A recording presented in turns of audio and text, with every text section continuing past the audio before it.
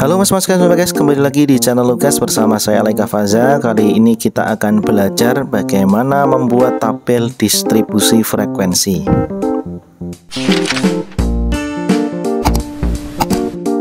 Oke mas-mas guys, sebelum kita mulai materi, coba kalian perhatikan bilangan-bilangan yang ada di tabel dan apa yang kalian rasakan melihat data ini gitu. Ya. Kalau kalian pusing, saya juga sama ya. Karena di sini ada banyak banget, ada berapa ini? 1 2 3 4 5 6 7 8 9 10. 1 2 3 4 5 6. Ada 10 kali 6 atau 60 data. 60 ya. 60 data ini disajikan dalam bentuk tabel yang random ya mas-mas guys. Ini random banget atau acak ya. Jadi kalau kalian sering mengucapkan kata-kata ini anak random banget, itu berarti acak ya, anaknya acak-acakan ya. Ini random banget ya, mulai dari 23, kemudian 60, loncat lagi 79, 32. Ini sangat acak. Jadi kalau kita melihat data ini akan membuat kita pusing seperti itu.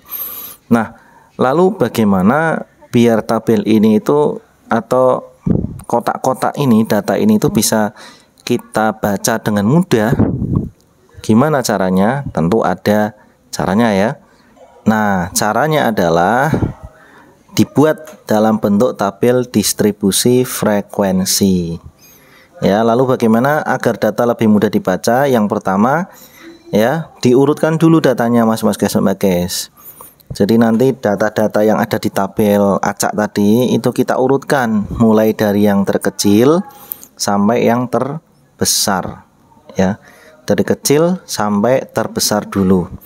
Nah, setelah diurutkan, berikutnya adalah kita akan menentukan jangkauan data. Jangkauan itu apa? Jangkauan itu dapat kita peroleh dengan mengurangkan data maksimum. Data maksimum ini nama lainnya Xmax atau Xmax ya, dengan data minimum atau Xmin. Jadi data maksimum dikurangi data minimum, rumusnya J sama dengan Xmax dikurangi Xmin gitu ya mas-mas guys. Langkah keduanya ini.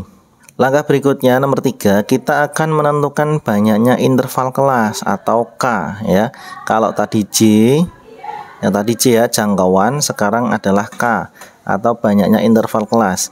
Nah, asal kalian tahu, for your info ya, FYI atau FYI, nilai K itu adalah elemen bilangan bulat ya, bilangan bulat. Jadi nanti banyaknya interval kelas ini kan tentunya bisa 2, bisa 3, bisa 4 ya.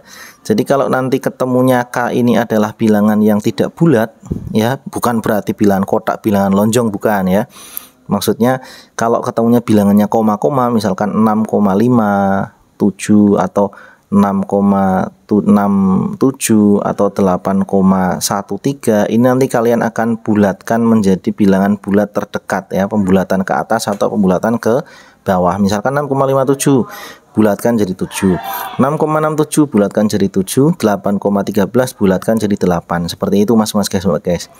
Rumusnya begini, K sama dengan 1 ditambah 3,3 log N, dengan K tadi adalah jumlah kelas dan N ini adalah banyaknya data. Kalau data yang kita lihat tadi itu ada 60 data ya, ada 60 data.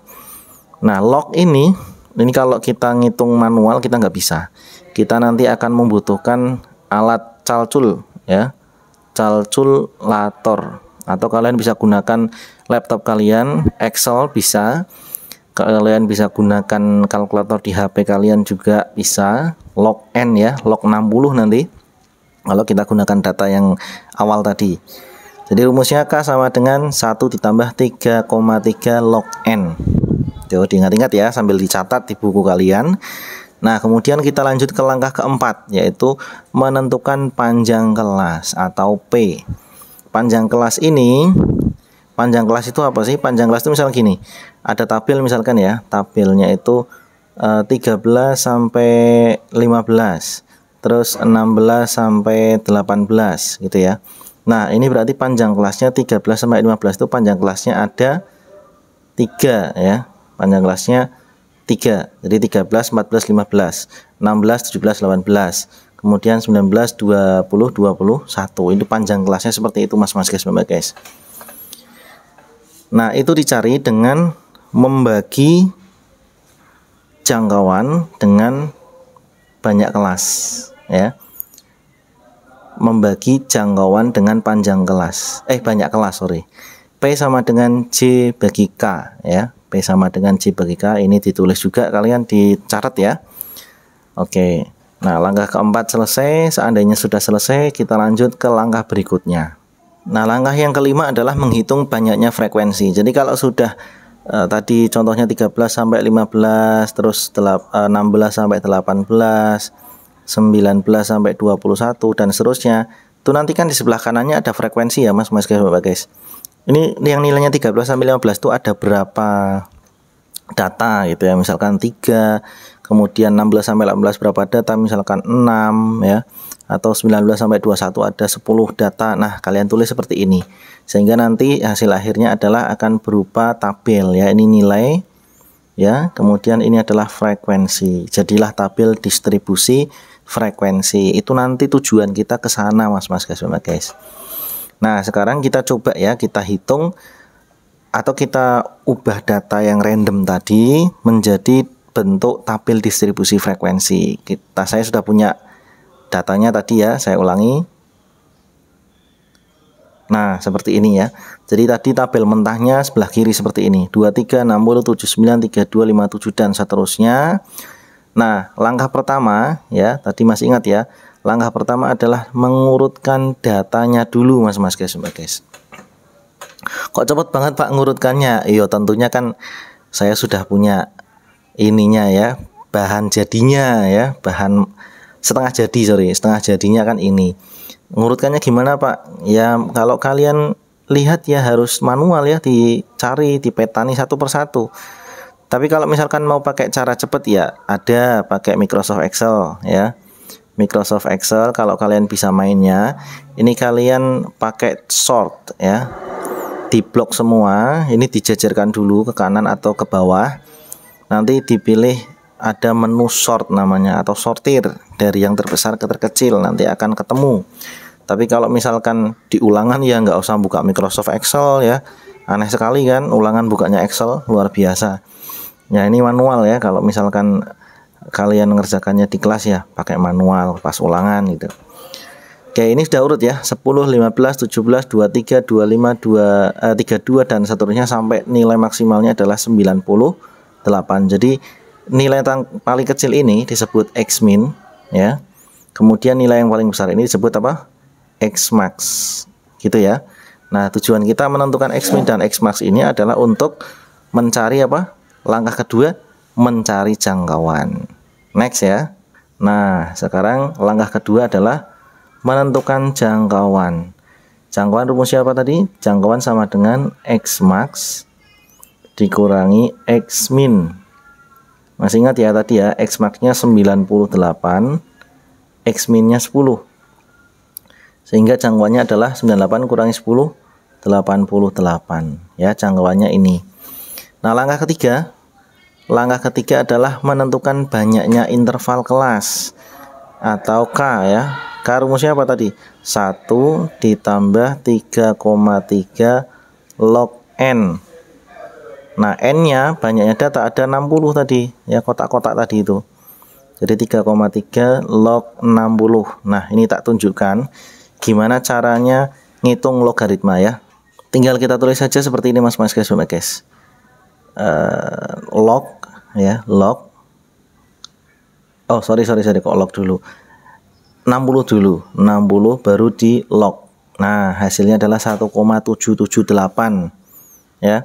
1,778 kita tulis di sini sama dengan 1 tambah 3,3 dikali 1,778 ya tadi ya. Nah, tinggal kalikan 1 tambah 3,3 kali 1,778 ya. Kita clear dulu. 1,778 dikalikan 3,3, hasilnya 5,866. 5,866 atau kita bulatkan 67 sama dengan 1 tambah 5,867 jadinya 6,867. Nah, tadi ada ketentuan ya bahwa nilai K ini harus bilangan bulat. Maka ini kita bulatkan ke atas ya. Jadinya 7. Jadi banyaknya interval kelasnya ada 7 mas guys. Oke ya, sampai sini paham ya. Kalau masih belum paham, coba di pause dulu, signya digeser ke kiri, mulai lagi dari langkah pertama. Oke. Sekarang kita akan menentukan panjang kelasnya mas guys. Jadi apa ya? Panjang masing-masing kelasnya itu berapa? Ya, tadi rumusnya P apa? Panjang kelas sama dengan jangkauan dibagi dengan banyaknya kelas. Jangkauannya tadi adalah 88. Panjang kelasnya tadi berapa? 7 mas guys ya. 88 dibagi 7 sama dengan 12,57 seperti ini ya. Berarti panjangnya 12,57. Nah, ini mau kita bulatkan, aturan pembulatan gimana? Kalau 12,57 kita bulatkan berarti ke atas ya, 13 ya. Gini. Kita bulatkan ke 13. Nah, sekarang tinggal ini ya, tinggal apa namanya? Kita hitung banyaknya frekuensi setiap kelas. Nah, ini saya butuh data mentahnya dulu sebentar. Data ini sudah diurutkan ya. Nah, oke, ini ya mas guys ya. Data yang sudah diurutkan ya. Tadi kita dapatkan jangkauannya 88. Kemudian K-nya atau banyaknya kelas ada 7. Kemudian panjang kelasnya ada 13 ya.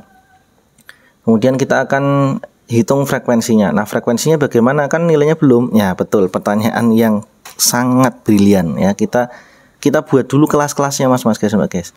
Mulai dari yang paling kecil ya, 10. Jadi nilai, kita tulis nilai. Kemudian kita mulai dari 10 ya. 10 sampai dengan berapa ya? Karena panjang kelasnya 13. 10-nya dihitung 10, 11, 12, 13, 14, 15, 16, 17, 18, 19, 20, 21, 22. Berarti 10 sampai 22. Nah, berarti ini 23 sampai dengan berapa ini? Ditambah 12 berarti ya. Tambah 12 jadinya 35. Kemudian 36 sampai dengan tambah 12 jadi 48. Kemudian 49 tambah 12 jadinya 61. Kemudian 62 sampai dengan berapa ini? 74. Kemudian 75 tambah 12 jadinya 87 ya. Benar ya, 87 ya. 75 tambah 12 ya. Sekarang 87 berarti 88 ditambah 12 jadinya 100. Benar ya? Nah, coba kita cek ya, Pak. Ini banyak kelas harus 7 nih. 1 2 3 4 5 6 7. Pas 7. Panjang kelasnya 13 ya. 10 sampai 22 itu bukan berarti 22 kurangi 10 mas guys, tapi 10-nya ikut dipakai. Nanti tak tunjukkan bagaimana cara menghitung panjang kelas ya. Jadi panjang kelas itu dihitung menggunakan tepi atas dikurangi tepi bawah. Nah, tepi atas tepi bawah itu apa? Tepi atas itu berarti batas atas ya, BA batas atas ditambah 0,5. Sedangkan tepi bawah itu batas bawah BB dikurangi 0,5. Nah, gitu ngitungnya. Jadi ada batas atas batas bawah, ada tepi atas, tepi bawah. Gitu ya. Kalau ini berarti tepi bawahnya 9,5 karena 10 dikurangi 0,5. Batas bawah dikurangi 0,5. Kalau tepi atasnya berarti 22,5. Gitu ya. Ngitungnya panjang kelas seperti itu. Ini formula ini silahkan kalian tulis di buku ini. Penting banget. Biar nggak keliru-keliru. Nah, sekarang kita akan menentukan frekuensinya mas guys ya. Dari 10 sampai 22. Nah, kalau udah urut kayak gini kan enak kita ngitungnya, ya enggak? Ya enggak, guys? Ya, jadi kita mulai dari 10, kemudian sampai 22. 22 mana? Nah, berarti sampai sini aja nih. Ini sampai sini. Karena 23 udah nggak bisa, ya. Berarti ada 3 frekuensinya ada 3 dari 10 sampai 22. Kemudian dari 23 sampai 35 mas guys. Ini ya 23 sampai sini ya. 23, 25, 32 dan 34. Ada 4 data. Salah. Warnanya salah. Harusnya seperti ini. Nah, 4. Nah, next. 36 sampai 48. Ya, 36 sampai 48. Sampai sini. Berarti ada 1 2 3 4 5 ya. Ada 5 data. Nah, berikutnya dari 49 sampai 61. Nah, ini berarti ikut ya. Sampai 61. 61 stop sampai sini. Ada 1 2 3 4 5 6 7 8. Tulis 8. Next. 62 sampai 74. Ini 62 terus sampai 74. Sini. Berarti ada 1 2 3 4 5 6 7 8 9 10. 1 2 3 4. Ada 14 data. Next, 75 sampai dengan berapa itu? 87. 75 sampai 87. Next terus sampai sini. Berarti ini ya. 1 2 3 4 5 6. Ini 10, 16, 16 tambah 4 20. Ada 20 data. Nah, yang terakhir dari 88 sampai 100 ini 1 2 3 4 5 6. Ya, ada 6 data mas guys. Nah, kemudian kumulatifnya kita hitung nih. 3 tambah 4 7, 7 tambah 5 12, 12 tambah 8 20, 20 tambah 14 34, 34 tambah 6 40, 40 tambah 20, totalnya ada 60 mas guys. Berarti sudah benar ya. Totalnya ada 60. Nah, inilah yang dinamakan tabel distribusi frekuensi mas guys. Ini tabel distribusi frekuensi. Nah, jelek, biarin. Tabel distribusi frekuensi ini adalah ya yang sudah jadi. Terserah kalian mau pakai garis-garis, mau pakai kotak-kotak kayak gini, yang penting nyaman dibaca dan nyaman diinterpretasikan atau diartikan maksudnya. Gitu ya mas guys ya. Oke mas guys, sekian dulu video yang dapat saya sampaikan. Semoga bisa membantu kalian belajar dalam memahami bagaimana cara membuat tabel distribusi frekuensi. Dan sampai ketemu di video-video saya berikutnya. Dadah.